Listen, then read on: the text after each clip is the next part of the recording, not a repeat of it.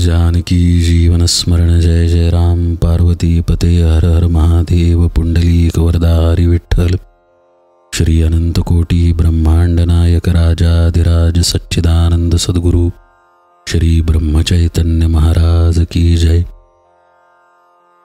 श्री महाराजांच्या सेवेमध्ये आपण पंचरत्नी हरिपाठ संपूर्ण पाहिला। ज्ञानेश्वर महाराज, एकनाथ महाराज, निवृत्तीनाथ महाराज, तुकाराम महाराज आणि नामदेव महाराज। संतांच्या अभंगामध्ये परमार्थाचा कोणता विषय सांगितलेला नाहीये असं नाहीये, सर्व काही त्यांच्या अभंगांमध्ये आहे। तसंच समर्थ रामदासांचा दासबोध ग्रंथही आहे। गोंदवलेकर महाराज एके ठिकाणी म्हणतात, तुम्हाला येणार नाहीत इतक्या शंका घेऊन त्याची उत्तरं समर्थांनी दासबोधामध्ये दिलेली आहेत। परमार्थ साधनेला जे जे आवश्यक आहे ते सर्व काही दासबोध ग्रंथामध्ये आहे। आपण आजपासून या ग्रंथराज दासबोधाचं निरूपण पाहूया।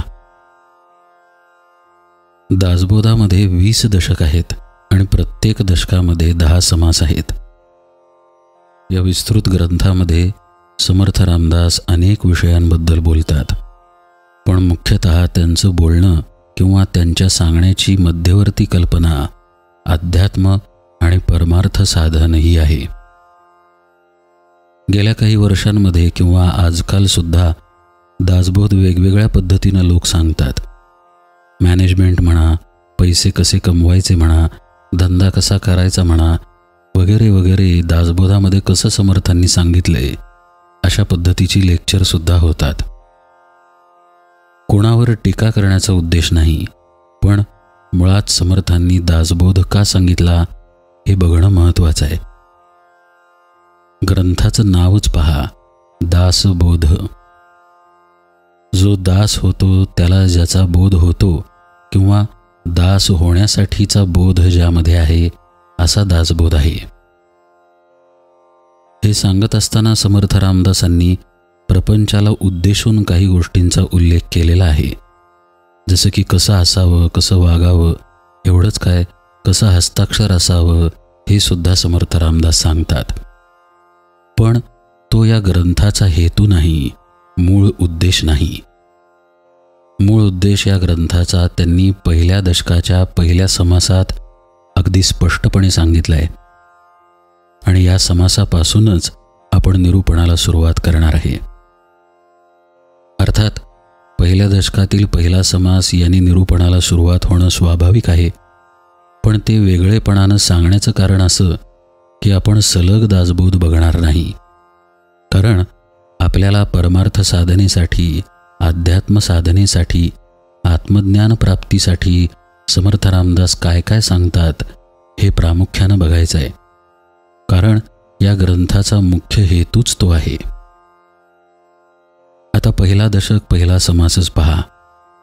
समर्थ रामदास सुरुवातच कशी करतायत पहा। श्रोते पुसती कोण ग्रंथ, काय बोलिले जी येथ, श्रवण केल्याने प्राप्त काय आहे। एखाद्या ग्रंथाची सुरुवात कशी करायची, सुरुवात केल्यानंतर ग्रंथाच्या विषयामध्ये कसं शिरायचं, मग तो विषय विस्तृतपणे कसा मांडायचा आणि त्या विषयाचा समारोप कसा करायचा, याचा अक्षरशः वस्तुपाठ म्हणजे दासबोध आहे। खरं म्हणजे श्रोते पुसती कोण ग्रंथपासून ते अगदी दासबोधाच्या शेवटच्या अक्षरापर्यंत हा अखंड आणि सिद्ध असा ग्रंथ आहे। पण त्याचे जे भाग पाडले गेलेले आहेत, दशक आणि समास, ते वेगवेगळ्या विषयांनुसार अशासाठी पाडले गेले की हा गुरु शिष्यांचा संवाद आहे।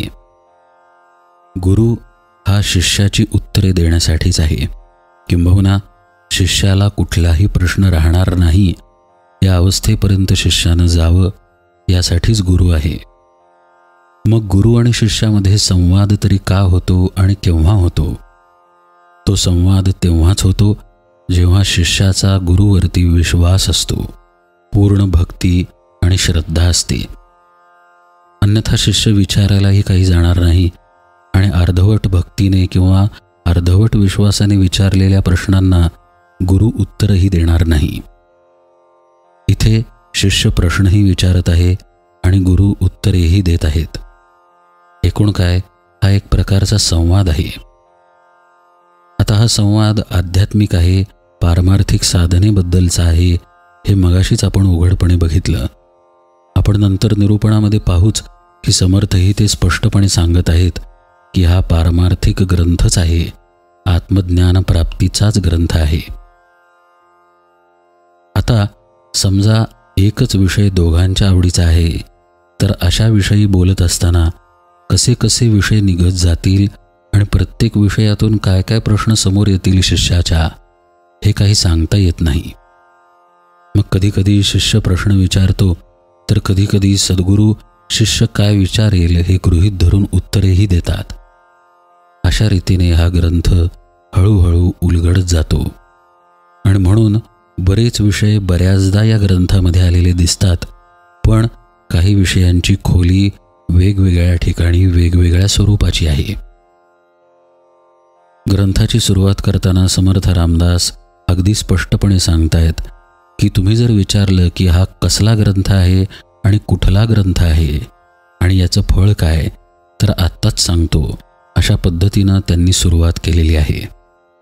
श्रोते पुसती कोण ग्रंथ, काय बोलिले जी येथ, श्रवण केलियाने प्राप्त काय आहे. उत्तर लगेच आहे, ग्रंथानाम दासबोध, गुरुशिष्यांचा संवाद, येथ बोलिला विशद भक्तिमार्ग. दुसऱ्याच ओळीमध्ये समर्थ रामदासांनी स्पष्ट करून सांगितलं की दासबोधामध्ये भक्तिमार्ग सांगितलेला आहे. सर्वसाधारण आपला असा समज आहे की देवदेव करणं, वाऱ्या करणं किंवा ग्रंथ वाचन करून जपाच्या माळा ओढणं म्हणजे भक्ती केली, किंवा मी देवाचा आहे म्हणून मला हवा तसा व्यवहार केला, दिवसातला काही काळ देवपूजेमध्ये घालवला म्हणजे भक्ती केली. हे असले आपले सगळे समज समर्थ रामदास खोडून काढतात आणि खऱ्या भक्तीचा मार्ग आपल्याला दाखवतात. येथ बोलिला विशद भक्तिमार्ग असे शब्द त्यांनी वापरलेले आहेत. नुसती भक्ती सांगितलेली नाही आहे, भक्तीचा मार्गही सांगितलेला आहे. पुढे दासबोधामध्ये येईलच, विभक्त नसावे तरीच भक्त म्हणवावे. पण अशी भक्ती एकदम कशी साध्य होणार? आज आपल्याला अहंकार आहे, अभिमान आहे, देहबुद्धी आहे, बरेच विकार आहेत, वासना आहेत. म्हणूनच भक्तीचा मार्ग विशद करणं गरजेचं आहे. जसं की आपल्याला मुक्कामाला एका ठिकाणी जायचं असेल तर आपण सांगतो, पहा, आधी सरळ जा, मग उजवीकडे वळा, तिथे अमुक अमुक स्टेशन लागेल, मग तसंच सरळ जा, मग डावीकडे अमुक अमुक स्टेशन लागेल, मग आणखी पुढे अमुक अमुक पद्धतीने गेल्यानंतर तुम्हाला जिथे जायचं आहे तिथे तुम्ही पोहोचाल. म्हणजे फक्त मुक्कामाचं ठिकाण आपण सांगत नाही, तिथे जाण्याचा मार्ग सांगतो आणि तो मार्ग मी विशद करून सांगितलाय असं समर्थ रामदास म्हणतायत. म्हणजे केवळ भक्ती मार्ग सांगितला नव्हे तर तो विशदही केलेला आहे. त्या भक्ती मार्गात येणाऱ्या प्रत्येक गोष्टी, त्यांची लक्षणे, त्यांचे परिणाम, साधकानं कसा असायला पाहिजे, त्याचं कसं होत जातं, अशा नानाविध प्रकारांनी हा भक्तिमार्ग त्यांनी विशद केलेला आहे. आणि तशी त्यांनी स्पष्टोक्ती केलेली आहे की कुणी जर तुम्हाला विचारलं की हा ग्रंथ काय आहे, तर तेही स्पष्ट सांगतो, येथ बोलिला विशद भक्तिमार्ग. त्याचा विस्तार ते पुढं करतात. नवविधा भक्ती आणि ज्ञान, बोलिले वैराग्याचे लक्षण, बहुधा अध्यात्म निरोपण निरोपिले. पहा, आपण सुरुवातीला बघितलं ना की समर्थ रामदासांनी अध्यात्म साधना, परमार्थ साधना आणि आत्मज्ञान याला मध्यवर्ती ठेवूनच दासबोध सांगितलेला आहे. त्यामुळे अन्य कुठल्याही प्रकाराने दासबोधाकडे बघण्याची ना गरज आहे ना आपण तसे करणार आहोत. फक्त आत्मज्ञान आणि परमार्थ आणि अध्यात्म याच दृष्टीने याकडे पाहावं. भक्ताचे नियोगे देव, निश्चये पावती मानव, ऐसा आहे अभिप्राव ये ग्रंथी. आणखीन काय स्पष्ट सांगायचं त्यांनी? भगवंताची प्राप्ती भक्ताला होतेच होते असं स्पष्टपणे इथं समर्थ रामदास म्हणतायत. आणि तेच या ग्रंथामध्ये मांडले असंही म्हणतायत. मुख्य भक्तीचा निश्चयो, शुद्ध ज्ञानाचा निश्चयो, आत्मस्थितीचा निश्चयो बोलिला असे. शुद्ध उपदेशाचा निश्चयो, सायोज्य मुक्तीचा निश्चयो, मोक्षप्राप्तीचा निश्चयो बोलिला असे. शुद्ध स्वरूपाचा निश्चयो, विदेह स्थितीचा निश्चयो, अलिप्तपणाचा निश्चयो बोलिला असे. मुख्य देवाचा निश्चयो, मुख्य भक्ताचा निश्चयो, जीव शिवाचा निश्चयो बोलिला असे. मुख्य ब्रह्माचा निश्चयो, नाना मतांचा निश्चयो, आपण कोण हा निश्चयो बोलिला असे. हे निश्चयो निश्चयो लिहिलेल्या ज्या ओव्या आहेत यामध्ये त्यांनी आणखीन स्पष्टपणे सांगितले की या दासबोधामध्ये ब्रह्म, आपला आत्मस्वरूप, जीव आणि शिवाचं नातं, स्वरूप ज्ञानाचा विषय, मोक्षप्राप्तीचा विषय याशिवाय काहीही नाही आहे.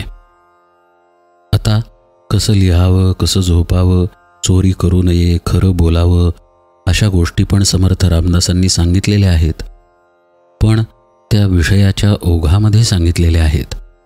म्हणजे त्या गोष्टींचं महत्त्व आहे, पण साधक होणं जास्त महत्त्वाचं आहे आणि साधकासाठी कसं असावं हे बघणं जास्त महत्त्वाचं आहे. या दृष्टीनं त्यांनी ते सांगितलेलं आहे. मूळ ग्रंथाचा तो हेतू नाही. मूळ ग्रंथाचा हेतू ते इथं अगदी स्पष्टपणे सांगतायत. हे निश्चयो निश्चयो म्हटलेल्या ज्या ओव्या आहेत यात कुठेही प्रापंचिक आणि व्यावहारिक विषय आलेले नाहीत. शुद्ध स्वरूप, अलिप्तपणा, विदेह स्थिती, सायोज्य मुक्ती, मोक्षप्राप्ती, आत्मस्थिती, शुद्ध ज्ञान, जीव शिव असेच विषय समर्थ रामदास बोलत आहेत. ते म्हणतात या सर्व गोष्टींचा विस्तृत भाग या ग्रंथामध्ये सांगण्याचा प्रयत्न केलेला आहे. हे त्यांनी जे सांगितलेलं आहे त्यामागे आणखी एक उद्देश आहे की ग्रंथाकडे बघताना आपली भूमिका स्पष्ट पाहिजे की कशासाठी हा ग्रंथ बघायचा आणि यातून आपल्याला नेमकं काय मिळणार आहे. आपली भूमिका स्पष्ट असली की आपल्या अभ्यासामध्ये पारदर्शकता राहते, प्रामाणिकपणा राहतो. मला जे हवं आहे ते जर ग्रंथामधून मिळत असेल तर जे ग्रंथामधून मिळते ते मी माझ्या आयुष्यात उतरवण्याचा प्रयत्न करतो. आणि हेच समर्थ रामदासांना अपेक्षित आहे आणि म्हणून त्यांनी दासबोध सांगितलेला आहे की या ग्रंथामधून आपण काहीतरी घ्यावं आणि आपल्या जीवनामध्ये उतरवावं, जेणेकरून आपलं जीवन आत्मज्ञान प्रवण होईल. आपल्याला स्वतःची ओळख नाही आहे, ती करण्यासाठी किंवा करून घेण्यासाठी आपली पावलं पडतील. मुख्य उपासना लक्षणं, नाना कवित्व लक्षणं, नाना चातुर्य लक्षणं बोलिले असे. बऱ्याच गोष्टी विषयाच्या ओघांमध्ये समर्थ रामदासांनी सांगितल्यात त्याही या ग्रंथामध्ये येतील. पण जसं मगाशी पाहिलं तसं अध्यात्म साधना हीच मध्यवर्ती आहे. पण जेव्हा गुरु बोलायला लागतात आणि शिष्यही समोर ऐकणारा असतो, ऐकणारा म्हणजे ऐकणारा बरं का, ऐकून सोडून देणारा नव्हे.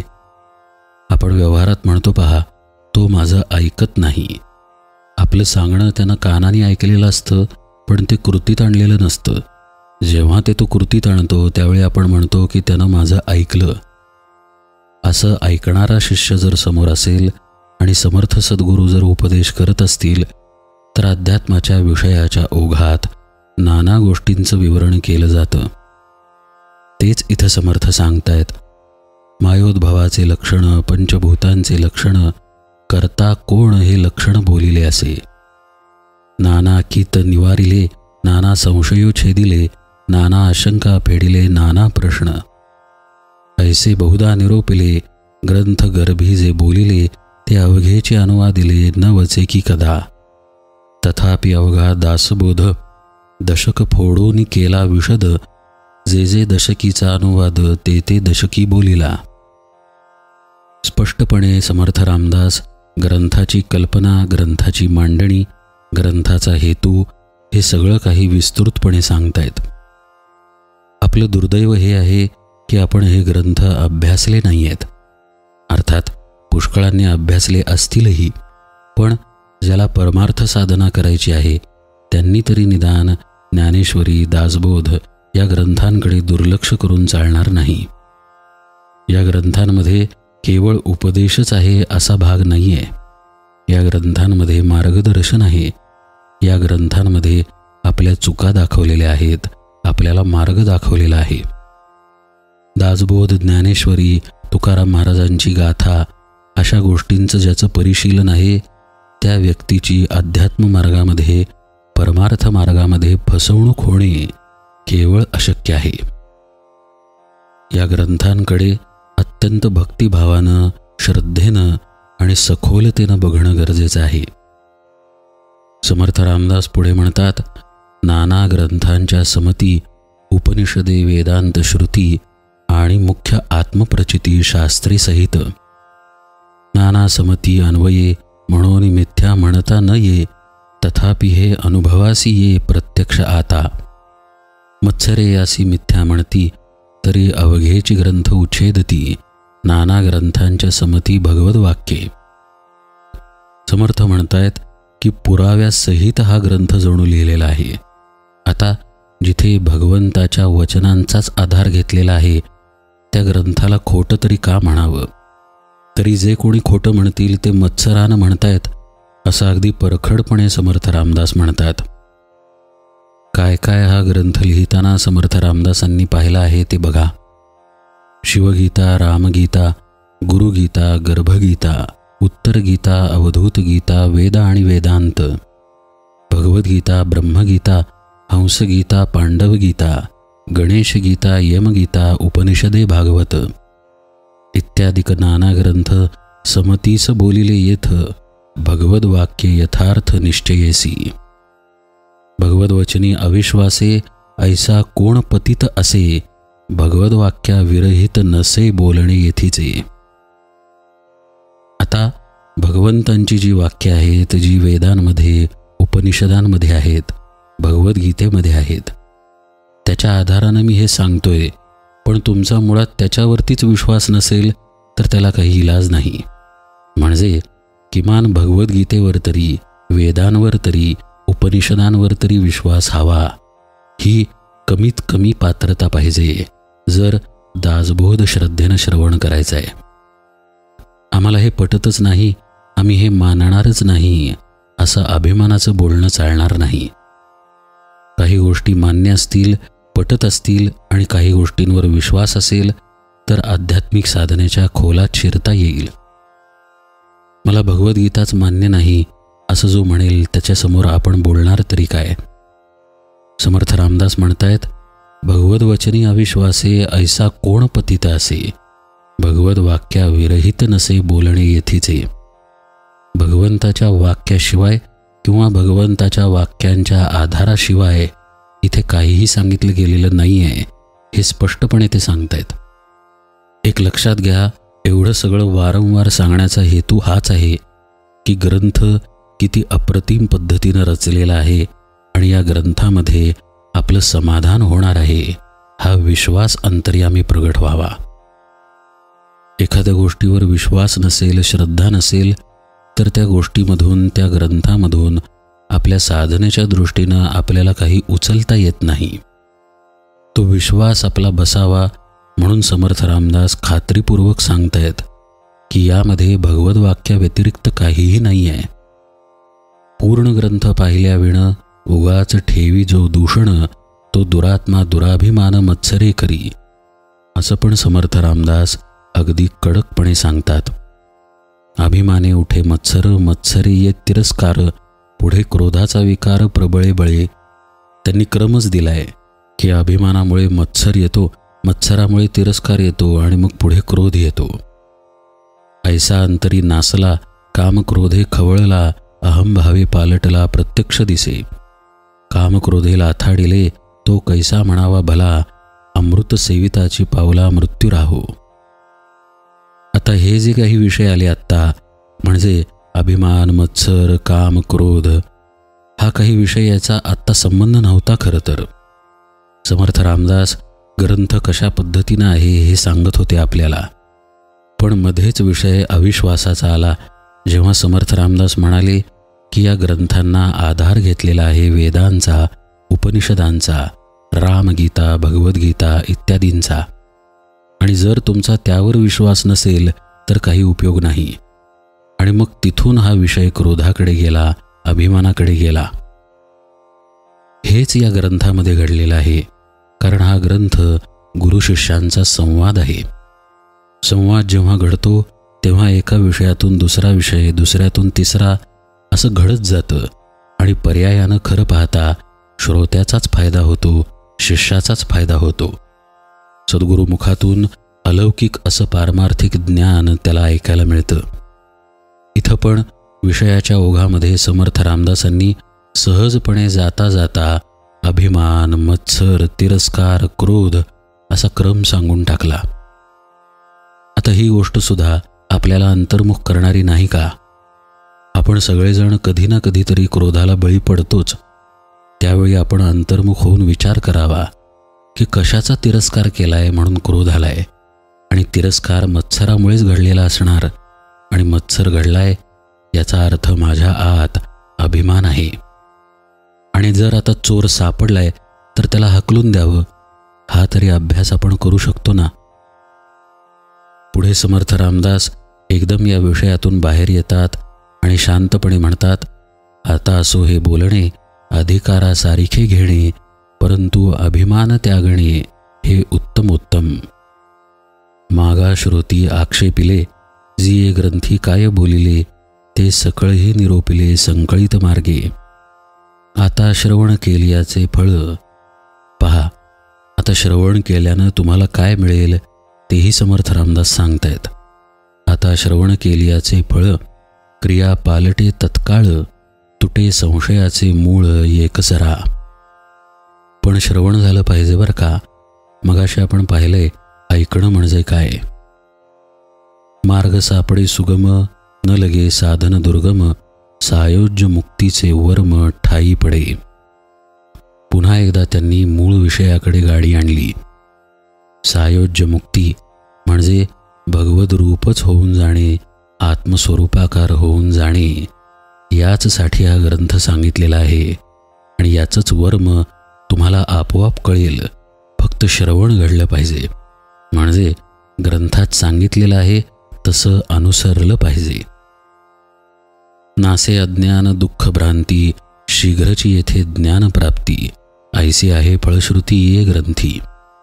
योग्यांचे परमभाग्य, अंगी बाणे ते वैराग्य, चातुर्य कळे यथायोग्य विवेके सहित. विवेकासहित चातुर्य आणि वैराग्यासहित विवेक असं सगळं काही मिळेल असं फार सुंदर पद्धतीनं समर्थ रामदास इथे मांडतायत. भ्रांत अवगुणी अवलक्षण, तेची होती सुलक्षण, धूर्त तार्किक विचक्षण समयो जाणती. आळसी तेची साक्षपी होती, पापी तेची प्रस्तावती, निंदक तेची वंदू लागती भक्तिमार्गासी. सगळे आपले दुर्गुण आणि त्या दुर्गुणांचं काय करायचं आहे आपल्याला हे जाता जाता समर्थ रामदास कसं सांगतायत बघा. आळसाला टाकायला सांगितलं, पापी प्रवृत्तीला टाकायला सांगितलं, निंदा करण्याच्या वृत्तीला टाकायला सांगितलं, भक्ती मार्गावरती यायला सांगितलं. आपल्यामधले काय दोष आहेत हे पाहण्यासाठीची अंतर्मुखता तुम्ही आणा हेही त्यांनी सांगितलं. फक्त त्यांच्या सांगण्याकडे बारकाईनं लक्ष देऊन पाहिलं पाहिजे. बद्धची होती मुमुक्ष, मूर्ख होती अतिदक्ष, अभक्तची पावती मोक्ष भक्ती मार्गे. तोच प्रकार इथे आहे पहा. आपण बद्ध आहोत आणि बद्ध असलेला मुमुक्षू होतो असं समर्थ रामदास म्हणतायत. अर्थात पुढे निरूपणामध्ये बद्ध लक्षण, मुमुक्षू लक्षण इत्यादी प्रकार येतीलच, पण त्यांची सांगण्याची धाटणी पहा. ग्रंथामुळे काय होईल तर तुमच्यामध्ये बदल होईल हे ते प्रामुख्यानं सांगतायत. आता आपल्यामध्ये बदल होणं गरजेचं आहे, एवढी तरी निदान प्रामाणिकता आपल्यामध्ये पाहिजे. मी करतोय तेच बरोबर आहे आणि मला सगळं माहीत आहे अशा अभिमानानं जर ग्रंथाकडे पाहिलं तर आपल्या पदरात काहीही पडणार नाही. म्हणूनच त्यांनी अभिमानावरती पहिल्यांदाच बोट ठेवलं की तुम्ही अभिमान टाका आणि ग्रंथाकडे पहा आणि तेही नीट पहा. नाना दोष ते नासती, पतिततेची पावन होती, प्राणी पावे उत्तम गती श्रवण मात्रे. नाना धोके देहबुद्धीचे, नाना किंत संदेहाचे, नाना उद्वेग संसाराचे नासती श्रवणे. ऐसियाची फळश्रुती श्रवण चुके अधोगती, मनास होय विश्रांती समाधान. शेवटी फार महत्त्वाचं ते सांगतायत, जयाचा भावार्थ जैसा तयास लाभ तैसा, मत्सर धरी जो पुसा तयास तेची प्राप्त. भावे तैसा देव हेच खरंय, आणि म्हणून भावपूर्ण आणि भक्तिपूर्ण अंतःकरणानं याचं श्रवण करा, यातला विषय समजून घ्या, असं ते आपल्याला कळकळीनं सांगतायत. तुमचे सगळे दोष नाश होतील असं ते म्हणतात, तेव्हा त्यांना हे सांगायचं आहे की तुमच्यामध्ये ते दोष का आहेत हेच मुळात तुम्हाला कळून येईल. जसं गोंदवलेकर महाराज एके ठिकाणी म्हणतात की राग येतच होता आधीपासून, पण नामस्मरण करायला लागल्यानंतर आता मला राग येतोय हे कळायला लागलं, आणि मग कळायला लागलं की माणूस दुर्गुण टाकून देतो, इतका तरी विवेक त्याच्यापाशी असतो. म्हणूनच हा दासबोध साधक दृष्टीनं आपल्याला आत्मज्ञान प्राप्ती करून घ्यायची आहे, परमार्थ मार्गावरती चालायचं आहे, सद्गुरुपदिष्ट साधना करायची आहे, या दृष्टीनं आपण पाहायचं आहे. आज निरूपण सेवेला इथे विराम देतोय. हा पहिला दशक पहिला समास होता. उद्याच्या निरूपणामध्ये या समासातील काही गोष्टी येतीलही कदाचित, कारण आपण असं काही ठरवून करत नाही आहे की मागं वळून परत पाहायचं नाही किंवा पुढचं आधी घ्यायचं नाही. जसं मगाशी बद्ध मुमुक्षू हे विषय आलेच, आता ते पुढे दासबोधामध्ये आहेतच, तसंच आपण मागे पुढे करत दासबोध समग्रपणे समजून घेण्याचा प्रयत्न करू, पण मुख्यतः आत्मज्ञानाच्या दृष्टीनं आणि त्या आत्मज्ञानाकडे जाणाऱ्या साधनेच्या दृष्टीनं. आता इथे आजचे निरूपण थांबवतो आणि सकल संतांच्या आणि आपणा सर्वांच्या चरणी दंडवत घालतो. जानकी जीवन स्मरण जय